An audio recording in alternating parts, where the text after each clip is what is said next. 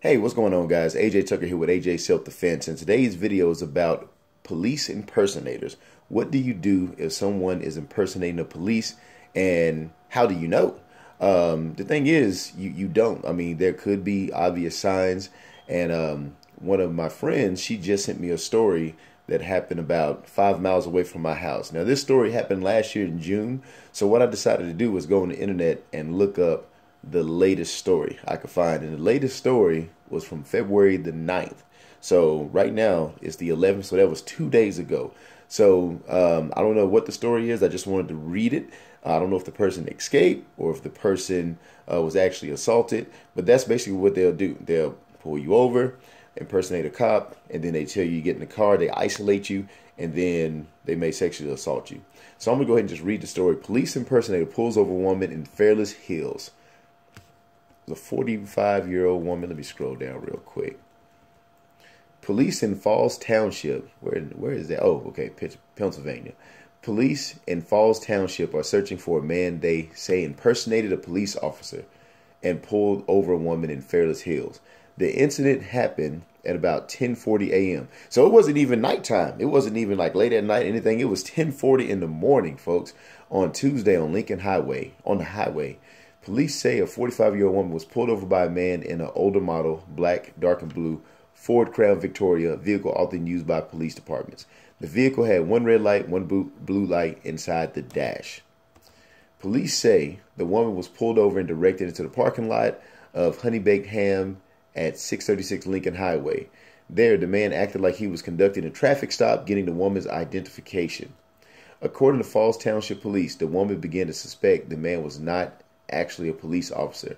So women, listen to that gut, listen to that intuition, that fear that you have inside. You have to listen to that. So if it's ringing bells, red flags, don't feel guilty. You have to listen to those fears.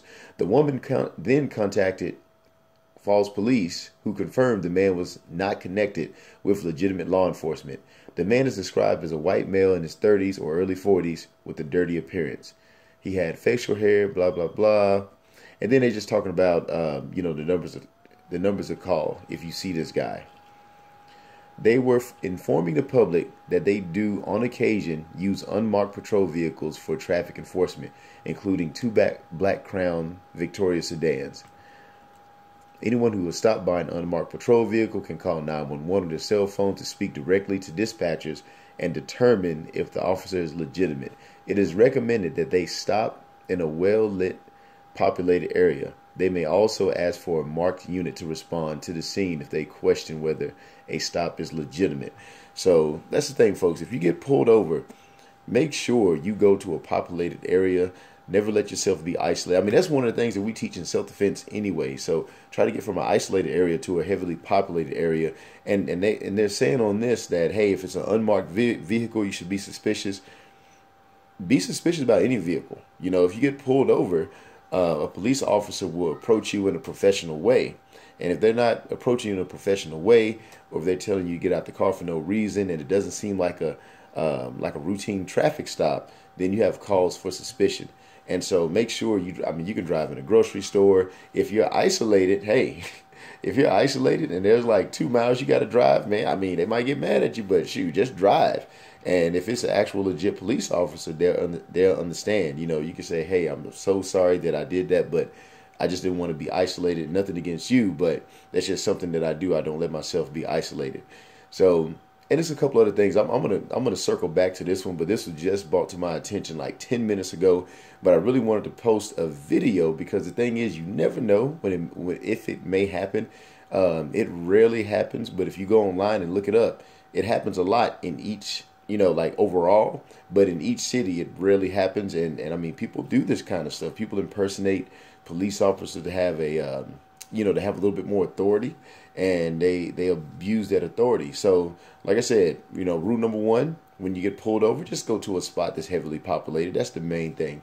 Rule number two, just look for different signs. If they're not being, professional or anything like that, you notice something that's off, or if you have that gut feeling, you have not give in to the fears. You have to listen to those fears and act accordingly. Call the police. Get on your cell phone and call the police. Say, hey man, is this officer legit? Or hey, I just got pulled over and this is the license plate. You know, do what you have to do because your life is on the line, your honor is on the line, and all that good stuff. But anyway, that's all I got for now. You know, I hope I'm gonna post this link on the bottom of the description so you can check out the story. But also, I challenge you to check out other stories. You know, Google impersonates police officer. It's something that's out there. You know, stay safe.